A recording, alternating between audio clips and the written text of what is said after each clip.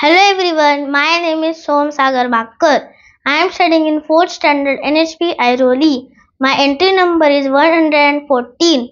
I am performing for Carnival 17 Bhagavad Gita Shloks. Om Shri Paramatmane Namaha अथ चतुर्थोऽध्यायः ज्ञानकर्मसन्न्यासयोगः श्रीभगवानुवाच इमं विवस्वते योगं प्रोक्तवानहमव्ययम् विवस्वान्मनवे प्राह मनुरिक्ष्वाकवे ब्रवीत् एवं परम्परा प्राप्तम् इमं राजर्षयो विदुः सकाले नेह महता योगो नष्टः परन्तप स एवायं मया तेऽद्य योगः प्रोक्तः पुरातनः भक्तोऽसि मे सखा चेति रहस्यं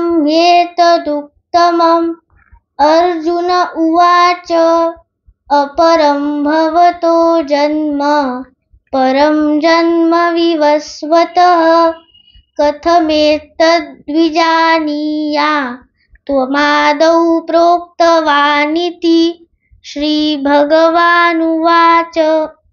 बहूनि मे व्यतीतानि जन्मानि तव चार्जुन तान्यहं वेद सर्वाणि न त्वं वेत्थ परन्तप अजोऽपि सन्नव्ययात्मा भूतानामीश्वरोऽपि सन् प्रकृतिं स्वामधिष्ठाय सम्भवाम्यात्ममायया यदा यदा हि धर्मस्य ग्लानिर्भवति भारत अभ्युत्थानमधर्मस्य तदात्मानं सृजाम्यहं परित्राणाय साधूनां विनाशाय च दुष्कृतां धर्मसंस्थापनार्थाय सम्भवामि युगे युगे जन्म कर्म च मे